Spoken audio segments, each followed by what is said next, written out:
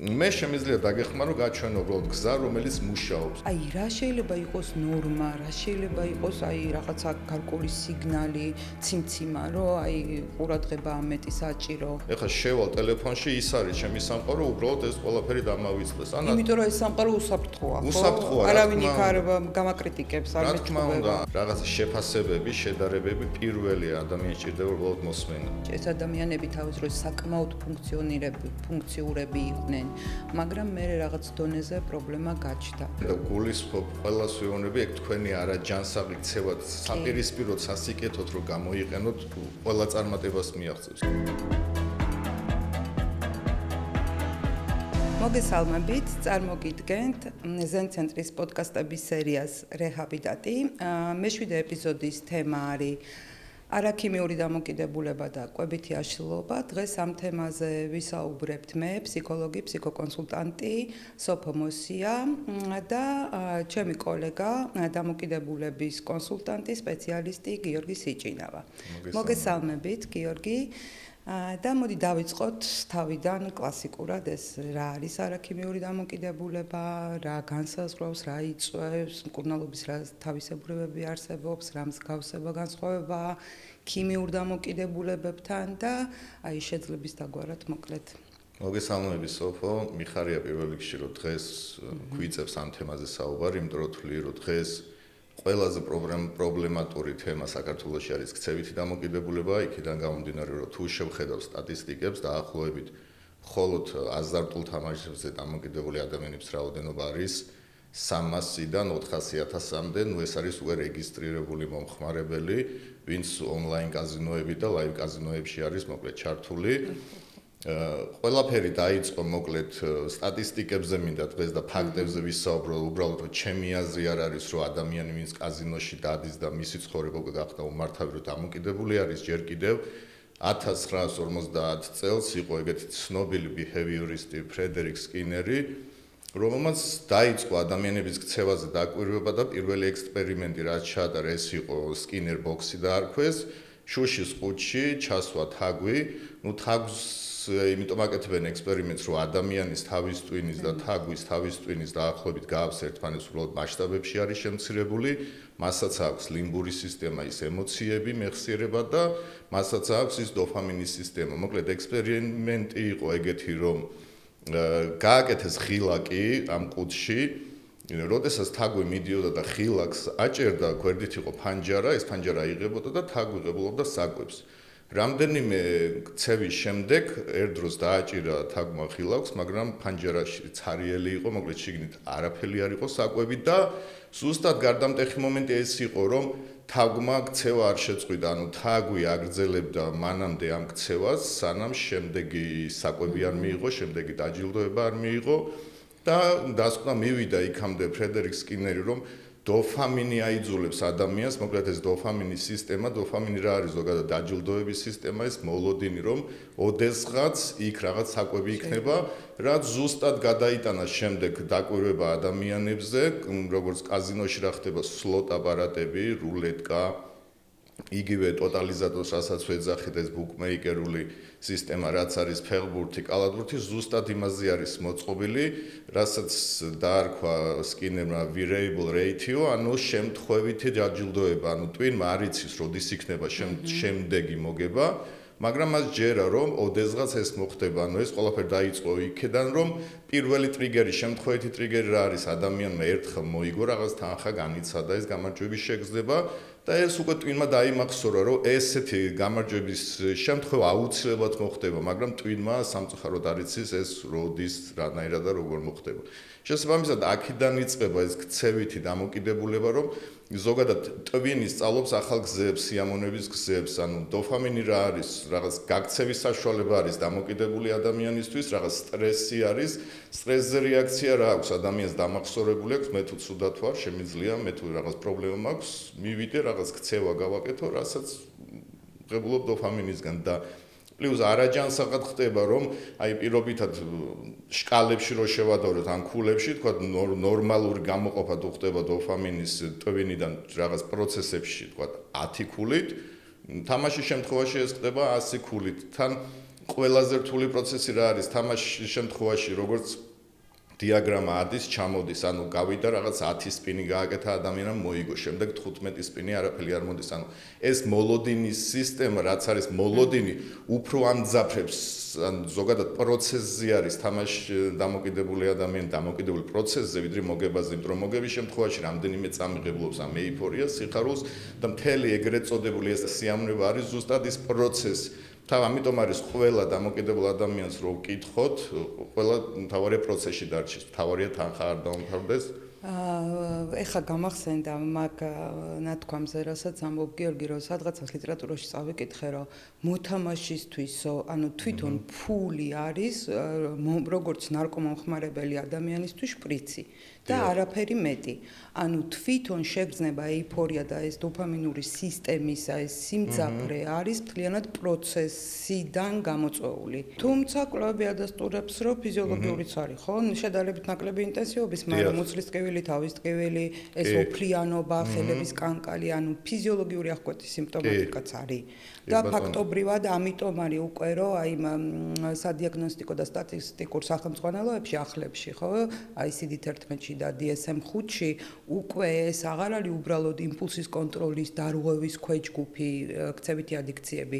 ეს არის თვითონ დამოკიდებულების ქვეჯგუფში არსებობს და მკვლევარები და მეცნიერები ამბობენ, რომ მიზეზებიც, მიმდინარეობაც, შედეგებიც აქვს მსგავსი და იმედია წელს მაინც ეს ახალი სახელმძღვანელოები უკვე ჩაეშვება. და აი სწორად ძანე და ფრედერიკ სკინერს ყოველთვის პრეტენზია ჰქონდა თუნდაც ამერიკის სახელმწიფოსთან, რომ პირდაპირ უგზავნიდა დასკვნებს, რომ თქვენ აი სახელმწიფო ლოტოები არსებობდა, რომ თქვენს ჩადიხართ ადამიანების წინაშე დანაშაულს, ანუ ფაქტებით, მაგრამ რაღაც მოტივები ქონდა სახელმწიფოს, იმიტომ რომ ზოგადად ეკონომიკა მიმული არის ძლავრად აი ამ კაზინოებზე და ამ შემოსავალზე და როგორც ამერიკაში Atlantic City, Las Vegas-ი ძალიან მილიარდიანი ბიზნესია და თვალს ხუჭავდნენ ადამიანები გარკვეული დროით, მაგრამ უკვე ჯანდაცვის სოფლიო ორგანიზაციას მოუწია 2019 წელს, როგორც ICD-11 ახსენე, კოდით არის შეყვანილი gaming disorder 6C51. თავისი კოდიც აქვს, რომ უკვე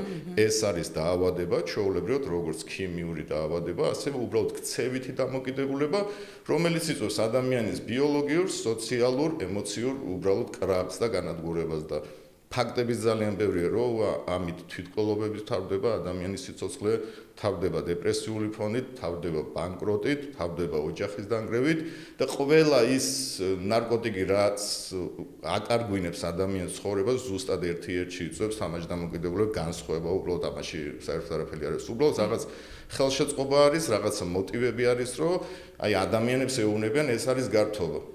და დღეს კაზინოშიც რომ მივიწეროთ და რო უთხრა ჩემი პრეტენზია, რომ იცი რა მე ფულს ვაგებ. კაზინოც გწერს, მე არ გვპირდები შენ მოგებას რაღაც შენი თანხის ანაცვლოდ. მე გვპირდები გართობას შენი თანხის ანაცვლოდ. ანუ კაზინოც გეუბნება, რომ შენ თანხას ვერ მოიგებ, აქ ირიბად გეუბნებიან. შენ უბრალოდ ფულს იხდი იმაში, რომ გამოყო შენს ტვინში მაქსიმალური დოფამინი, მაგრამ საბოლოოდ ეს უკვე გართობა და თამაში არ არის. ბოლოს უკვე ადამიანები ამთავრებენ დანგრეული ცხოვრებით, დანგრეული ფსიქიკით, დანგრეული ოჯახით. და რჩებიან ნულზე, რაც შემდეგ თავდება უკვე ხშირ შემთხვევაში ბევრი გაგვიგია, მე პირადად ბევრი გამიგია თვითმკვლელობები, კრიმინალი, ოჯახის დანგრევა და ძალიან ბევრი რამე. სმენლისთვის და მაყურებლისთვის რო უფრო გასაგები იყოს, ხო, ხა თამაში ყოველთვის იყოს, სხვადასხვა ტიპის თამაშები, ჩვენი კულტურის და რა ვიცი, ყოფიერების, ისტორიის თანხმდები, ხო? მაგრამ აი სადღაც არის ხოლმე რაღაცა ზღვარი, რაღაცა მომენტი, როცა უკვე ადამიანმა ფიქრი უნდა დაიწყოს, რომ ეს არ არის უბრალოდ გართობა ან რაღაცა ტოტალიზატორის ბილეთის შევსება ან რა ქვია, სახელმწიფო ლოტარიის თამაში, ხო? აი ეს ზღვარი, რომ თუ შეიძლება უფრო თუ გამოგვივა რომ უფრო ახსნათ გასაგებად აი ემოციურ სფეროსთან კავშირში როგორ აისახება აი როგორ არის ეს კი აი პირველად რომ მოდიან ჩვენთან კონსულტაციაზე ზოგადად ოჯახის წევრები მეუბნებიან რომ აი პრობლემა აქვს ჩემ ოჯახის წევრს ქმარს მეგობარს მეუღლეს არ აქვს მნიშვნელობა არასოდეს არ ვაფასებ ადამიანს რომ მე არ ვუწყებ მასზე ლაპარაკს შენ პრობლემა გაქვს შენ დაავადებული ხარ საერთო რაღაც კითხვა პასუხის რეჟიმში მივდივართ იმ რაღაც შედეგებამდე რომ ადამიანი თვითონ აღიარებს რომ პრობლემა პირველი რაც იწყება ეს იწყება იმით რომ დამალვით მე პირობითად თუ თამაშობ, ანუ არ მჭირდება ის, რომ ოჯახის წევრი როდეს შემოვა, ან რაღაც ფანჯარა ჩავკეცო კომპიუტერში, ან როცა მეუნებიან სათხარ კაზინოში ვარ და მეუნები რაღაც სამსახურში, უკვე ტყუილს რო ვიწყებ, სადღაც ხვდები, რომ პრობლემა მაქვს. მეორე ეს არის, რომ ყველაზე ძვირფას და აი დიდ დროს უთმობ თამაშს, როგორც პროცესში, ასევე ფიქრს. მესამე იწყება უკვე ფინანსური პრობლემები, უკვე იწყება ტყუილები, რომ აი თუ შეგიძლია მასესხე თანხა, თქვა და რავი, ბავშვი მყავს წასაყვანი ექიმთან და რეალურად კაზინოში ზიხარ და კაზინოს საპირფარეშოდან ურეკავ მეგობარს და რაღაც манипуляციებით, ან ისეთი манипуляციებით, რაც სავარაუდოდ შენს ახლობელ ადამიანზე იმოქმედებს.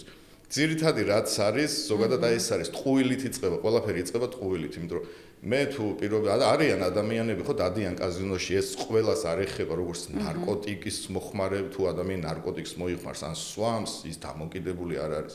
თუ ჩემი ცხოვრება გახადა უმართავი, რაღაც კონკრეტულმა სუბსტანციამ, ეს შეიძლება იყოს პორნოს ყურება, ეს შეიძლება იყოს სამსახურში სიარო, თუ მე ვხედავ, რომ ჩემი ცხოვრება უკვე ინგრევა პირველ რიგში ემოციურად, მე ვარ ცუდად.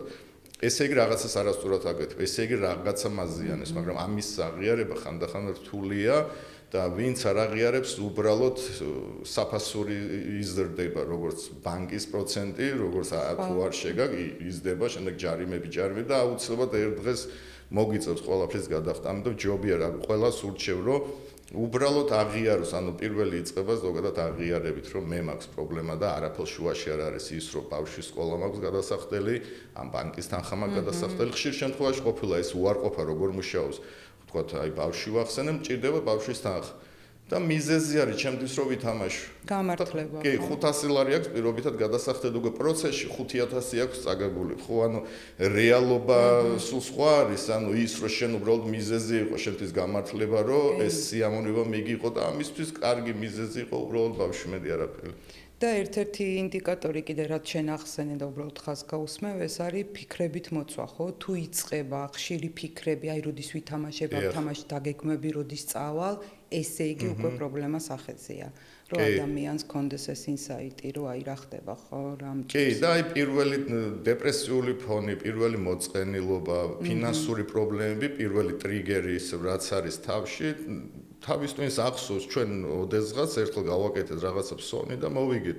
შესაბამისად, როგორც პირველი სტრესზე რეაქცია აქვს ადამიანს გაქცევა, რომ აი ამ რაღაცებს ჩამოთვლის ეხლა თავის თავში და როგორც ნარკომომხმარებელის ასაკეთებს ზოგადად ნარკოტიკი მან იცის რომ ცუდია. კვდება უკვე ადამიანი ვენები არ აქვს, უკვე ჩირქი მოდის მეტადონის გაკეთებისგან, ხო ციხეში 18 ჯერ იყო, მაგრამ მაინც აკეთებს, მან ძალიან კარგად იცის რომ ეს მას კლავს, მაგრამ ეს არის უბრალოდ შინაგანად როგორც შენ ახსენე სტრესზე რეაქცია, ჩემს ხელს აქვს რაღაცა რეაქცია, რომ მე ამ მდგომარეობიდან უნდა გავიქცე. უბრალოდ თამაშ დამოკიდებულმა ადამიანმა გაქცევის საშუალებად მიაგნო კაზინოს, ონლაინ კაზინოს, მეტი არანაირი განსხვავება არ არის ზუსტად ქცევით და ქიმიურ დამოკიდებულებას შორის.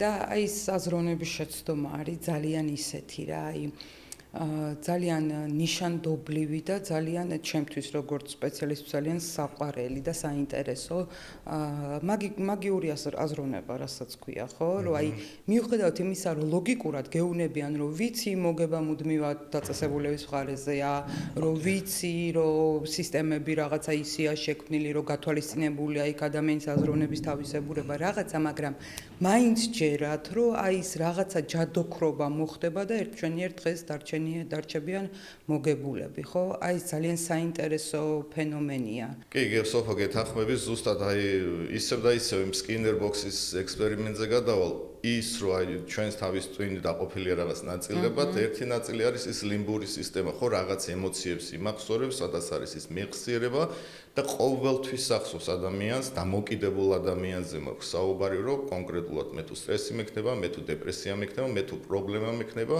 მე ვიცი გაქცევის საშუალება, მე ვიცი ეს ყველაფერი როგორ მოვაგვარო, მაგრამ როგორ არ მეტკინოს, ხო? კი, და მოგვარება ხშირ შემთხვევაში ეს წრე როგორი იქნება, შფოთი, დროებითი შვება, შემდეგ დამნაშავეობის შეგრძნება, ეს რატო გავაკეთე, დამნაშავეობის შეგრძნების შემდეგ ისევ შფოთი, შემდეგ ისევ დროებითი გაქცევა, რატო ვეძახე ჩვენ ამას წრეს, აიდანაც ადამიანი დამოუკიდებლად ვერ გამოდის, იმიტომ რომ მე სუბიექტური ვარ, მე ჩემს ემოციებს, ჩემს აზრებს ვუჯერებ და პლუს წინა მხარეს პრეფრონტალური ქერქი, ანუ თუ მე კორტიზოლი მომატებული მაქვს, მე ძლიერი ემოციების ქვეშ ვარ, ანუ ანალიზის უნარს ვერ ვაკეთებ, ანუ მე მჭირდება სხვა ადამიანი, მე მჭირდება დახმარება, მე მჭირდება რაღაც პაუზა, თუნდაც რისთვისაც ჩვენ ვთავაზობთ ადამიანებს, რომ უნდა წახვიდე რეაბილიტაციაში, რისთვისაც ცოტა მოგვიანებით და ვისაუბრეთ დეტალურად, მაგრამ პირველი რეაბილიტაცია რაც ეხმარება ადამიანს არის, რომ უბრალოდ დამიწდე და უბრალოდ პაუზა აიღო, უბრალოდ გაიგო რა ხდება შენს თავს. ჩვენ ადამიანებს კიდევ ერთხელ ვიძახით, დაბრუნდე რეალობაში. რა თქმა უნდა, არავის არ ვახვევ თავს, შენ დამოკიდებული ხარ, ან არ ხარ დამოკიდებული.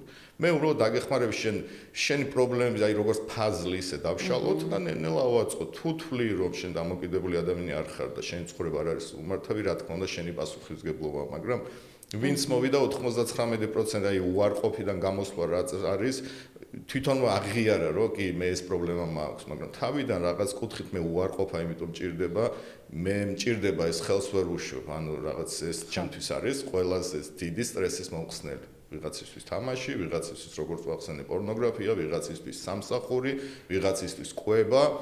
ეს კვებაც ძალიან პრობლემურია, თუნდაც ვისაუბრებთ მაგ თემაზეც, რომ არის ყველა ეს რაღაც სუბსტანციებით უქცევა უბრალოდ სტრესისგან გაქცევის საშუალება. და მაინც აი ეხა შენ ახსენე გიორგი, აი რა საერთო აქვს ამ არაქიმიურ დამოკიდებულებებს, აი ეს არის საინტერესო, იმიტომ რომ დღევანდელ დროს, ხო, როდესაც ეს ძალიან სწრაფაცვალებადი გარემო გვაქვს და ეს გაჯიტების ეპოქა გვაქვს და ინტერნეტის, ხო, ძალიან ბევრ უკვე ქცევით პრობლემებზე, ძალიან ბევრ არაქიმიური დამოკიდებულების ფორმებზე ვლაპარაკობთ და აი რა შეიძლება კონდეს საერთო, ხო, იმიტომ რომ ჩვენ ვიცით რომ მარტო თამაში არ არის, ხო, დესტრუქციული ქცევითი ფორმა, შეიძლება სხვა ქცევის ფორმაც იყოს დამაზიანებელი, ინტერნეტში დიდი ხანი იყოფნა, სკროლვა, იქ რაღაცა მესიჯების მუდმივი მოლოდინი, წეგან შენ ახსენე კიდე სოციალურად მიღებული ქცევითი ადიქციები, ხო, რაღაცა სამსახურზე დამოკიდებულება, ზედმეტი ფიზიკურ ვარჯიშებზე დამოკიდებულება, სხვადასხვა ჯგუფური და სექტური რაღაც გაერთიანებებიც გარკვეული ადიქციის ფორმებია, ხო? აი ეს მთავარი ნიშნები, ერთია ფიქრებით მოცვა, მეორეა რაღაცა პასუხისმგებლობების არიდება და აი მაინც აი დღევანდელ დღეს ახლა მაინც ბავშვებთან ბრუნდებით ხოლმე და ბავშვობის პერიოდთან, ხო? აი რა შეიძლება იყოს ნორმა, რა შეიძლება იყოს აი რაღაცა გარკვეული სიგნალი, ციმციმა, რომ აი ყურადღება ამეტი საჭირო, ან აი ეს დანარჩენი ქცევითი პრობლემები, დანარჩენი ადიქციები, კვებას რაც შეეხება, კვება კიდე ცალკე საინტერესო ფენომენია, იმიტომ რომ უკვე ლიტერატურაში ესეთი გაჩნდა ესეთი მესიჯები რა, რომ ხო გვაქვს ქიმიური დამოკიდებულება, არაქიმიური დამოკიდებულება და არსებობს რაღაცა მესამე ფორმა, რადაც ქცევითი დარღვევების, რადაც განიხილება უკვე ქცევითი იმის კვების საშუალების ფორმები. მაგრამ სანამ მანამდე გადავალთ აი ამ ინტერნეტს, გაჯეტებს, რაც შეეხება. მადლობა, სოფო, იცით როგორ არის, აი კიდევ მინდა ყურადღება გავამახვილო, მხოლოდ ყველა აფასებს აი დამოკიდებულ ადამიანს, როგორც აი დამნაშავედ მისი ბრალიას, ან სულ მოდი კაზინოს გადავწევ გვერდზე, თუნდაც ადამიანები, რომლებიც სულ სკროლავენ ტელეფონს, ბავშვებზეც ვისაუბრებ, სოციუმსაც დიდი მნიშვნელობა აქვს.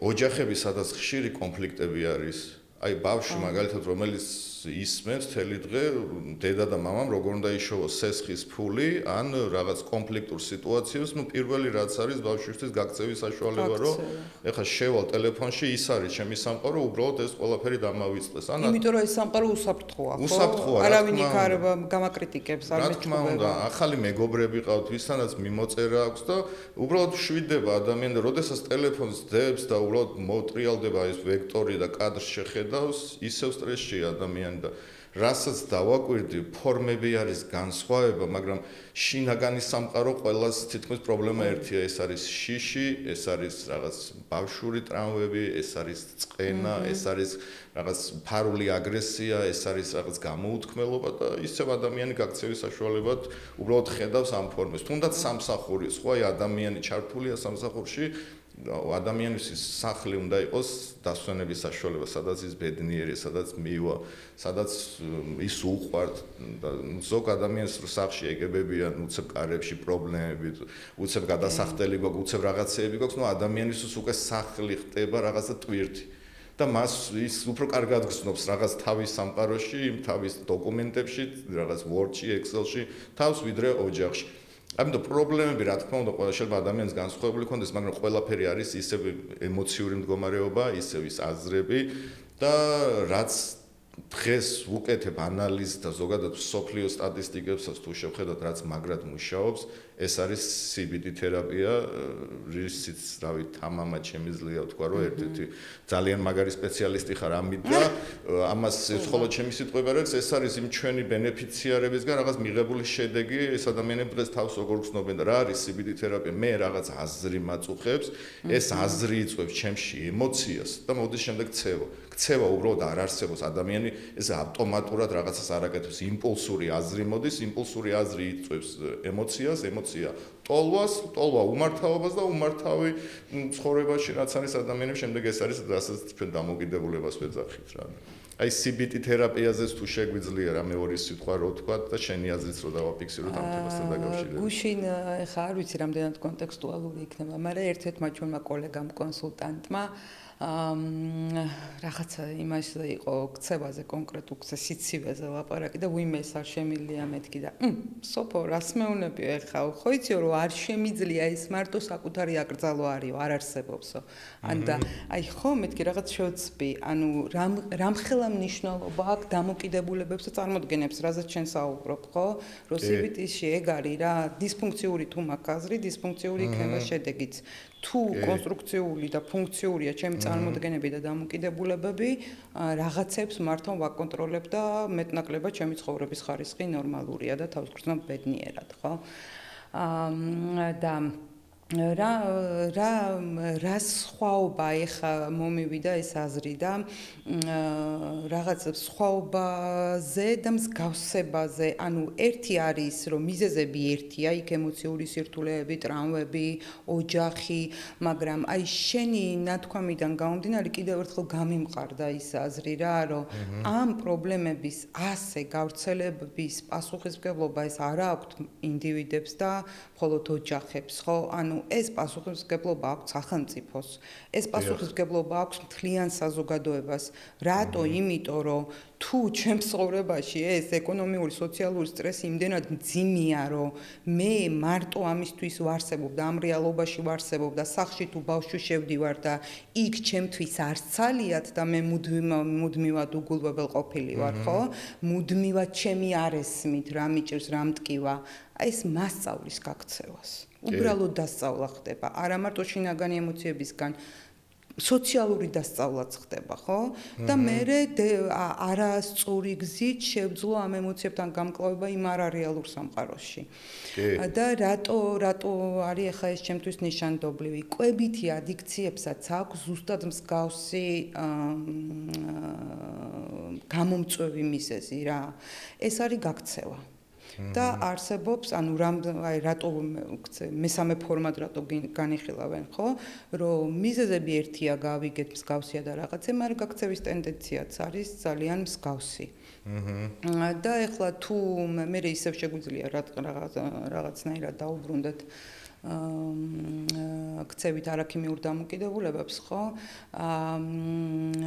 მე როგორც ვიცი, ჩვენ მქონია გამოცდილება და მუშაობდით, როგორც ვიცი, კი არა და მუშაობდით კვებითი ადიქციების პრობლემებზე. ანუ ზენ ინტენსივის პროგრამა გულისხმობს კვებითი აშლილობების მოვლასაც გარკვეულ დონემდე, გარკვეულ ზღვრამდე. და იქნება ამაზე გითხრა, გიორგი, ესე დავიწყოთ, ხო? აი, რა კონცეფტია, რატო ამ მნიშვნელოვანი ზენ ინტენსივის შინაარსი და მოცემულობა, აი ამ პრობლემების მოვლისთვისაც. კი, მადლობა. კი, მუშაობ ჩვენ ამ ეტაპზე, ბულემია, რასაც ეწოდება ამ კვებით აშლილობაში და პირველი რაც იყო, მოკლედ ადამიანს რატო შევთავაზეთ, რატო ჭირდება რეაბილიტაცია? პირველი ეს არის უსაფრთხო გარემო. მეორე ეს არის ადამიანები, რომლებიც მას არ აფასებენ. ზოგადად პრობლემა რა არის ოჯახის წევრები, ნუჭამ გასუქდები, უტკუნა ხარ, რაღაცა შეფასებები, შედარებები პირველი ადამიანს ჭირდება უბრალოდ მოსმენა.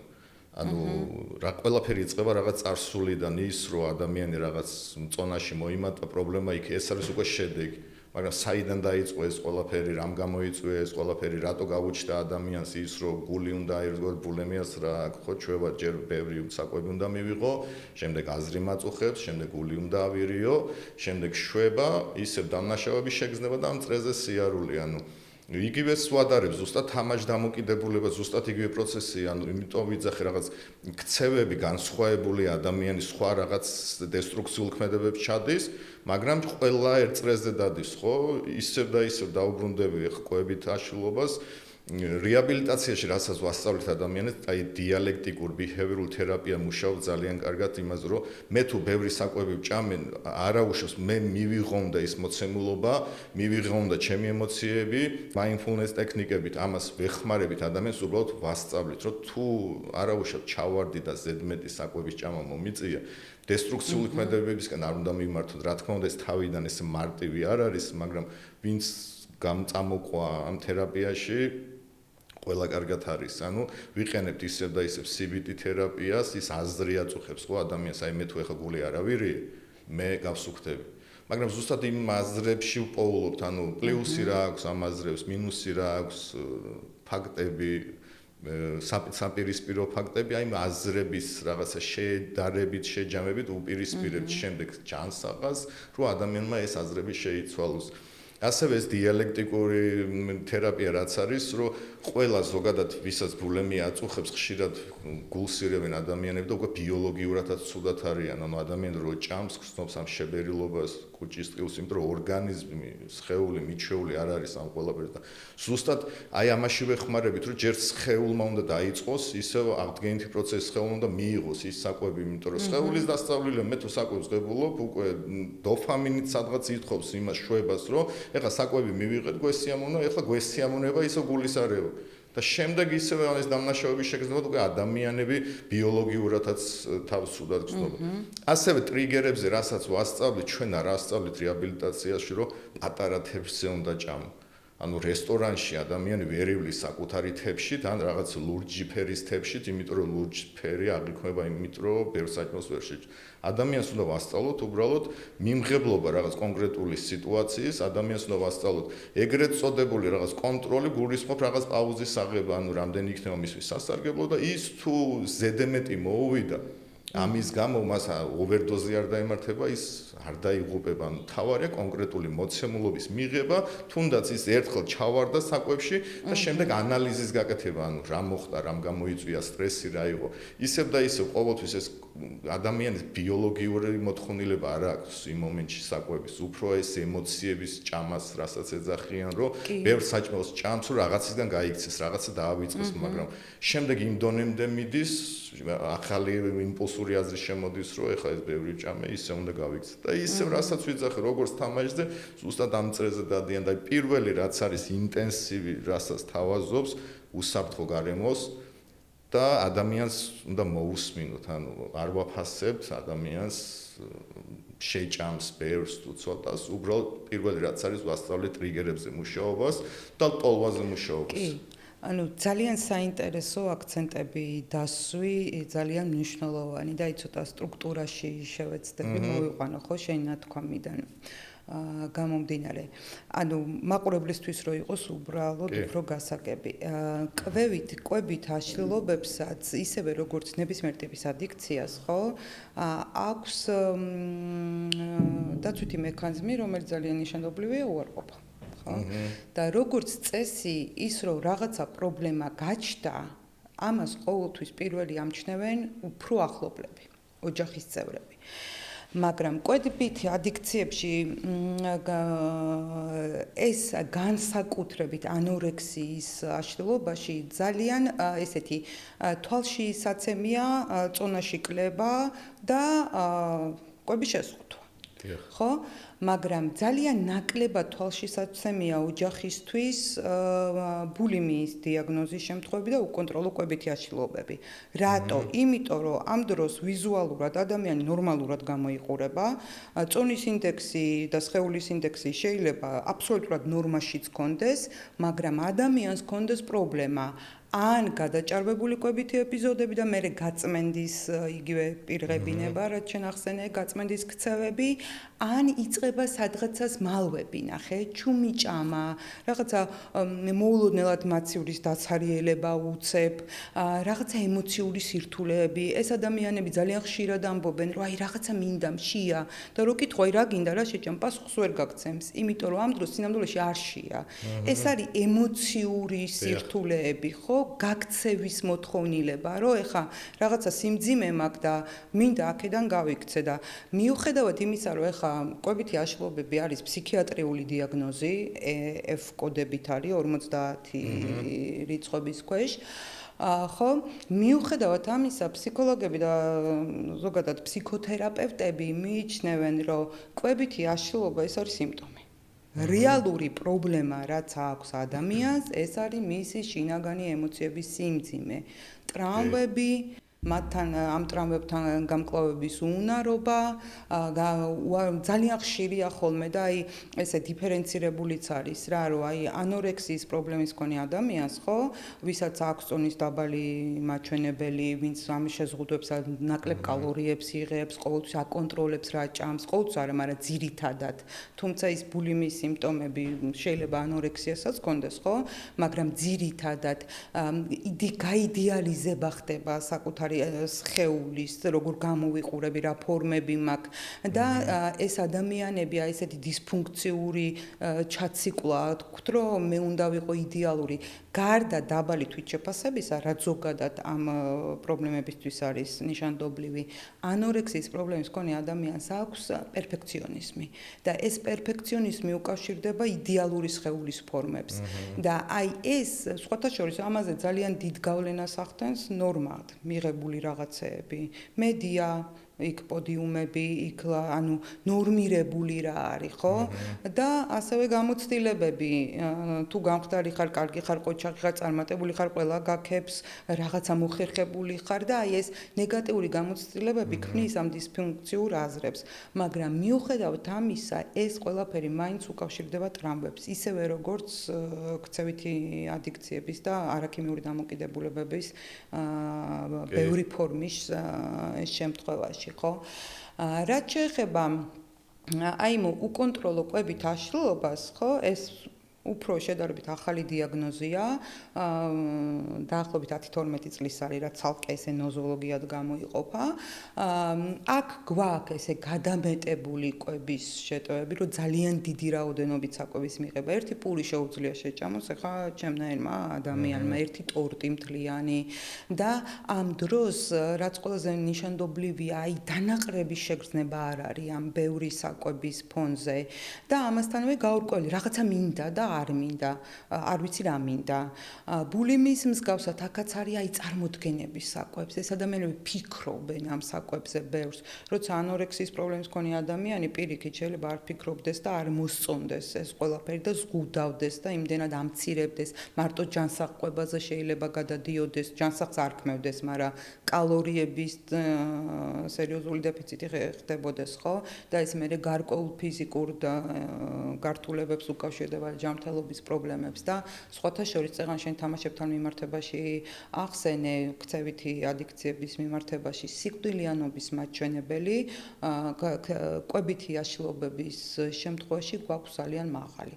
ერთი არის დამოკიდებული ქიმიური და არაქიმიური ქცევითი ადიქციები ძალიან მაღალი და მეორე ადგილზეა კვებითი აშლილობების შემთხვევაში, განსაკუთრებით ანორექსიის შემთხვევაში და სუიციდალობა არის ძალიან მაღალი. რაც ძალიან ანუ ფსიქოლოგიური თეორიების მიხედვით ამ კლინიკური დაკვირვებების საშუალებასაც იძლევა, ხო? ანორექსიის პრობლემის მქონე ადამიანის არაცნობიერი მოთხოვნილება, არაცნობიერი სურვილი არის გაქრობა. ანუ კი, და პლუს აი გულისრევის შედეგად ყველა ვიტამინს კარგავს, სხვა ადამიანის C ვიტამინი, B ვიტამინი, მენსტრუაციული ციკლის დარღვევები და მილიონი პრობლემა ჩნდება იმის გამო, რომ უბრალოდ ადამიანის ენერგიის წყაროა, ხო, ეს საკვები ჭირდება, რასაც არ აძლევს უბრალოდ საშუალებას, რომ ეს კუჭმა გადაამუშავოს და მიიღოს ადამიანმა ის ყველა სასიცოცხლო ვიტამინი, რაც მას ჭირდება, და პრობლემა როგორც ახსენე, როგორც კვებითი აშლილობა, ასევე თამაშდამოკიდებულება, უბრალოდ ეს არის სასიკვდილო დაავადება, ხოლო თითქოს გამიჯნული არის აი ვინც ნარკოტიკს მოიხმარს, ვინც სასმელს მოიხმარს, სიკვდილისკენ არიან განწირული, მაგრამ ჩვენ აი თითქოს კონტროლის აბას ილუზია არსებობს თუნდაც თამაშის შემთხვევაში, რომ მე ვაკონტროლებ ჩემს ცხოვრებას, მე ვაკონტროლებ ჩემს ფინანსებს, აი მე ყველაფერი დამილაგდება და ყველაზე ერთ-ერთი მნიშვნელოვანი ახსენებს სოფაის თვით შეფასება. ყველა თამაშდამოკიდებულ ადამიანთან ვისთანაც ქონია შეხება, ყველას თვით შეფასება აწყობილი არის ფულზე. აი თითქოს სასწორზე თუ აქვს ფული, ესე იგი ის ყველას უყვარს, ყველა პატივს სცემს, ოჯახის წევრები, მეგობრები, თუ არ აქვს ფული, ის უბრალოდ არარავ არის, ის არაფერს არ წარმოადგენს და ტვინი ისე უბიძგებს აი იმპულსური აწისგან, ეხლა რაღაც თანხა ჩავრიცხავთ 15 ლარს და მოვიგებთ მილიონს და ყველა პატივს სცემს. იქნება რაც ამ ილუზიაში ცხოვრობს, ამ წრეზე ცხოვრობს ადამიანი და ბოლოს უბრალოდ შეუძლებელია იმით, რომ კაზინოში მივიდეს ადამიანი და მაგით ცხოვრება დაილაგოს, თუნდაც მილიონი მოიგოს, თუ მილიონს მოიგებს, მისი ტვინი და ეს ლიმბური სისტემა დაიმახსოვრებს ახალ კაიფს, ეგრეთ წოდებულს. რატო არის დოზის გაზრდა, ნარკომომხმარებელი ზრდის ყოველთვის თავის დოზას. იგივე არის თამაშში დამოკიდებული ადამიანის ვერ ჩერდება 15 ლარზე, 20 ლარზე და მისი ეგრეთ წოდებული ბეთი იზრდება, იმიტომ რომ ეს არის დოფამინური რეცეპტორები, დეური რეცეპტორები, რომელისთვისაც საშიში არის დოფამინი ძალიან კარგია ორგანიზმს, მაგრამ ზედმეტი დოფამინს სხეული აღიქონს როგორც საშიშროებად. რაც უფრო ეს დოფამინების რეცეპტორები იკეტება, შესაბამისი მოთხოვნა დარჩენილი რეცეპტორებისთვის მეტი არის, ანუ დოფამინი მეტი ბუსტი უნდა მიაწოდო, რომ სიამოვნება მიიღო. შესაბამისად ადამიანს ეწყება ეგრეთ წოდებული ანჰედონია პროცესი, რომელიც სიამოვნების უარყოფ. არაფერი არ მოწევს სამყაროში. მეუღლე უყვარდა რაღაც სიამოვნებას ვერ ღებულობს მასთან სიარულით. შვილებთან ვერ ერთობა სამსახური უკვე მისთვის გახდა, რავი, მე ასე ხარისხოვანი. იმიტომ რომ ტვინმა დაისწავლა, რომ ყველაზე დიდი ტვინ დოფამინი რა არის, ზოგადად არის ინდიკატორი, ეძებს სამყაროში ადამიანისთვის რა არის სიამოვნება. თუ ჩვენ რაღაც ხილს გავსინჯავთ და ვამბობთ ეს კარგია, ესე იგი ჩვენ ტვინში გამოიყოფა ის ენდორფინი, დოფამინი და იმახსოვრებს ტვინი, რომ ეს კონკრეტული სიტუაცია კარგია. მაგრამ თუ ხვალ გავსინჯავ სხვა ხილს, რომელიც ბევრად ეიფორიას მომცემს, ჩემთვის ის უფრო პრიორიტეტი გახდება ხვალ და ეგრე ხდება თამაშის, ეგრე ხდება ნარკოტიკი, რომ დღეს სამყაროში არაჯანსაღად ყველაზე დიდი რაოდენობით ტვინი, რასაც გამოყოფს, ეს არის აი ეგეთი დესტრუქციული ქმედებები. ეხლა უბრალოდ კითხვა გამიჩნდა.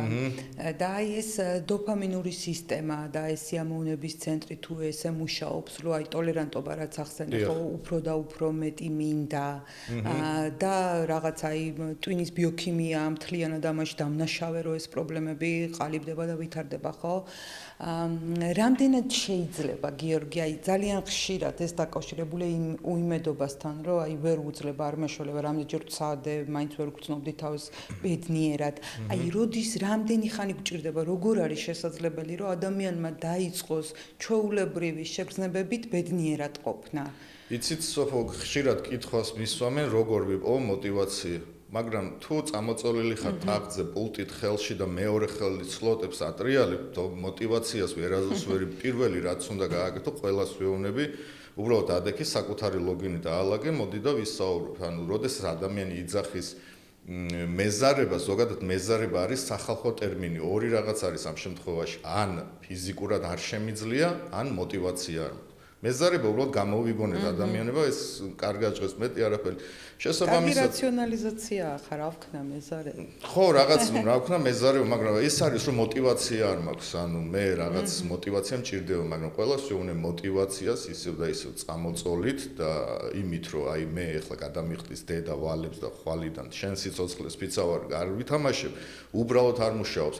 არა იმიტომ რომ ცუდი ადამიანია. ფრედერიკ სკინერმას თქვა, თამაშდამოკიდებული ხალხი არ არის სულელი ადამიანები, ისინი არიან მსხვერპლი საკუთარი დოფამინური სისტემის და კარგი მარკეტინგის, რომელიც მათ წინ დგას, ეს არის კაზინოებიც, ქიმიური ლაბორატორიები, რაც არის ნარკოტიკების, ყველა მიცის დოფამინი რა არის და ყველა ერთნაირად მუშაობს, როგორ შევქმნა ახალი პროდუქტი, რომ ადამიანში გამოვიწიო დოფამინი ბუსტი, ეგრეთ წოდებული რომ გავაგიჟო, იმ ხელა სიამოვნება უნდა მივანიჭო, რომ სხვა რაღაცები დაავიწყდეს და ეს ფულიც რაც არის, შემდეგ მიაქვს ადამიანს, იმიტომ რომ ტვინმა იცის, რომ აი ყველაზე ძლიერი რაღაც მე ვიპოვე, ეს არის თამაში, ნარკოტიკი და ასე შემდეგ.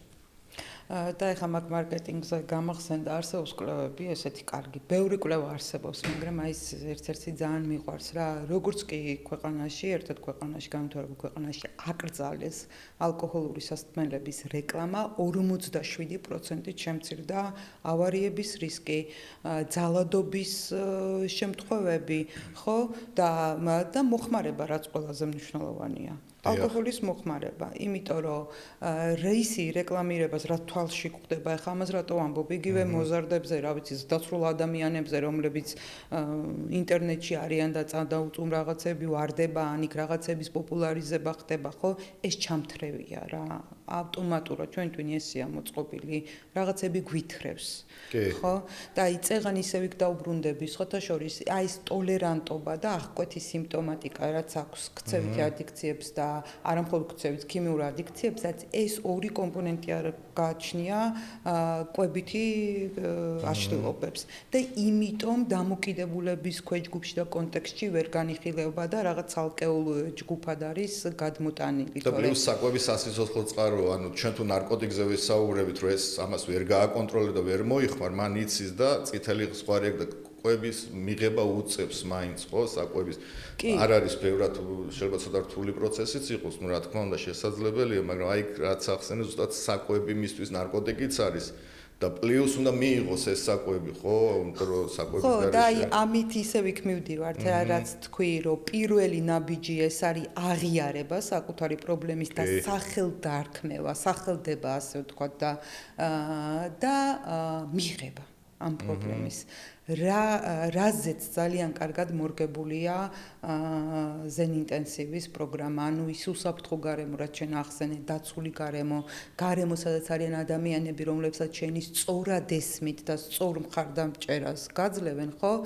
იქ ხდება აი ამ პირველი ნაბიჯების გადადგმა, მაგრამ არავითარ შემთხვევაში ზენ ინტენსივი არ არის მკურნალობის სრული პროგრამა, ხო? ეს არის პირველი ნაბიჯები და ბარემ ისიც ვთქვათ აქ, ხო, რომ მე ეს მკურნალობის პროგრამა გაწერილია და გრძელდება ამბულატორიულ პირობებში, ხო? ძალიან დიდი ხნის განმავლობაში. იმიტომ რომ თუნდაც ადამიანი, რომელიც 5-10 წელი აზიანებს თავის ცხოვრებას, ერთდღეს იყო მოსული ადამიანი და მითხრა ეკით რაღაც, რომ აი ერთი თვე ხომ ეყოფაო და რამდენი წელი თამაშობ, ან კაი 10 წელი. მოდი დავამრავლოთ 3650 დღის პრობლემას შენ 28 დღეში ვერ მოაგვარებ, ხო? მაგრამ 28 დღეში შეძლებ, რომ დამშვიდე, შეძლებ, რომ ემოციური განათლება მიიღო, ზოგადად რა არის დაავადება, ისწავლო ტრიგერი რა არის, ისწავლო ტოლვასთან გამკლავება, ისწავლო როგორ არ მიიყვანო თავი უმართავობამდე, მაგრამ ეს არის ერთი პროცესი. ტვინში არის ცნობიერი და ქვეცნობიერი პროცესი. შემდეგ იწყება თვითშეფასებაზე მუშაობა, ხასიათზე, ეგოიზმი, ეგოცენტრიზმი რა არის, როგორ გამოვიდია მარაჯანსაღი ეგოიზმი და პასუხისმგებლობა, ზოგადად ყველაფერი აწყობილია პასუხისმგებლობაზე. შენს მეც წლებიც რაც უნდა ველაპარაკოთ ადამიანს, ეს არის უბრალოდ ტრენერი გასწავლის შენ რაღაც დანარჩენი უკვე შენი პასუხისმგებლობა ამას როგორ გამოიყენებ. ხანდახან ამბობენ გარანტია, შეუძლებელია გარანტია მიცე ადამიანს თავის ცხოვრებაზე, ხო მე როგორ უნდა ავიღო შენ ცხოვრებაზე რაღაც გარანტიებს ვერ მოგ. პასუხისმგებლობა უნდა ვავიღო, მაშინ შენი ცხოვრებით უნდა ვიცხოვრო და მთელი ცხოვრება შენთან ვიარო. მე შემიძლია დაგეხმარო გაჩვენო უბრალოდ გზა, რომელიც მუშაობს, რომელიც დაეხმარა მილიონობით ადამიანებს, ეს რაღაც ჩვენი მოგონილი არ არის, ეს არის სოფლიო აპრობირებული პრაქტიკა და დაახლოებით 80 წელი ალბათ ეს მუშაობს ამერიკაშიც, ისრაელში, წამყვან ქვეყნებში, რაც არის CBD თერაპიაზე აწყობილი, DBD თერაპიაზე აწყობილი და რეალურ შედეგებს იძლევა და რეალურ შედეგებს სულ სხვა ქვეყნებში ვარაგვოთ ზენ ინტენსივის, ზენ ცენტრის, ზენ რეაბილიტაციის იმ კურს დამთავრებულებზე ვიტყვი, თუნდაც სტატისტიკაზეც ვამაყობ, მხოლოდ 2 წლის განმავლობაში ერთადერთი ადამიანი ჩავარდა, მე გულისხმობ, ვინც სრული კურსი გაიარა რეაბილიტაციის და პოსტრეაბილიტაციის, ეს არის მე პირადად მიამაყება, რომ მხოლოდ ერთადერთი ადამიანი ჩავარდა, დანარჩენი დღეს ყველა კარგად არიან და ჩვენ სტატისტიკებს ვითვლით მინიმუმ 1 წელი რო არის ადამიანი ფხიზელი და ზევი და ეს ძალიან დიდი გამარჯვება, თუნდაც ერთი ადამიანის სიცოცხლეს გადავარჩენ, ჩვენთვის ძალიან დიდი მიღწევა. და საოცარია იმ პროცესის ყურება, ხო, როგორც შიგნიდან ისე გარედან, რა საოცარი უნარების და რესურსების არიან ეს ადამიანები და ეხლა მაგაზე გამახსენდა რა, რომ აი მაღალი ინტელექტი ინტელექტი აქვთ ძალიან თავის დროზე, ადაპტური უნარები აქვთ ამ ადამიანებს, ვინც დაუშვათ პრობლემურ თამაშებში ებმება, ასევეა კვებითი აშლილობების შემთხვევაში. ეს ადამიანები თავის დროზე საკმაოდ ფუნქციურები იყვნენ, მაგრამ მე რაღაც დონეზე პრობლემა გაჩნდა. და კარგი манипуляტორებიც არიან და გულისხმობ ყველას ვეუბნები ეგ თქვენი არაჯანსაღი ქცევად საპირისპიროდ სასიკეთოდ რომ გამოიყენოთ ყველა წარმატებას მიაღწევს იმიტომ რომ ძალიან დიდი ინტელექტი გჭირდება მარტო ამ გადარჩენაში რომ ყოველდღიური გადარჩენა უწევს დამოკიდებულ ადამიანს ვიღაცები მოატყუოს რაღაცები დაგეგმოს სადღაც წავიდეს სამსახურშიც მივიდეს სახშიც კარგად იყოს პლუს თავისი სიამოვნებას არაჯანსაღი დაიმაყოფილოს ამიტომ ამას ინტელექტი სჭირდება რომელიც ამ ადამიანებს აქვს უბრალოდ ამას იყენებენ არაჯანსაღად და საკუთარი თავისთვის დამაზიანებლად. მე მაინც იმედი მაქვს გიორგი რომ მნიშვნელოვან საქმეს ვაკეთებთ და ჩვენს გარდა კიდე აკეთებენ სხვაებიც ხო და მაინც იმედი მაქვს რომ აი ამ ერთობლივი ძალისხმევით ეს პრობლემები ცოტა შემცირდება და დაიწევს ჩვენ ქვეყანაში იმიტომ რომ კეთილი საქმე ფასდება როგორც წესი ხო კი და ყველას ვეუბნები რომ ანუ ჩვენი ამოცანა არის უბრალოდ ინფორმაცია მოგაწოდოთ სადაც ჩათვლის საჭიროდ ზენ ინტენსივში იქნება ამერიკაში წახვალ ნორვეგიაში მთავარია დაიწყე პროცესი ჩვენი ამოცანა არის რომ უბრალოდ ადამიანებს მივაწოდოთ და რაღაც ერთგვარი უფასო კონსულტაციასაც დავარქვათ ამას რომ ადამიანები გებულობენ რასთან აქვს საქმე და ჩვენი უკვე მათი არჩევანია რას გადაწყვეტენ ჩვენი თამოვლენთ სხვაგან მთავარია პირველი ნაბიჯი გადადგას ყველა რა თქმა უნდა. ძალიან დიდი მადლობა გიორგი საინტერესო საუბრისთვის. მადლობა შენ. ვფიქრობ რომ რაღაცა მნიშვნელოვანი რაღაცები შევეცადეთ, არა ისეთ ღრმა საკითხად არ მოგვიწურია ნამდვილად, მაგრამ აი რომ კიდე ვინმეს დავაფიქრებთ, გადავარჩენთ და მოკლედ იმედიათ ეს ჩვენი დღევანდელი პოდკასტი თუნდაც ერთ ადამიანს მაინც დააინტერესებს და დაეხმარება. ნამდვილად, მადლობა. მადლობა.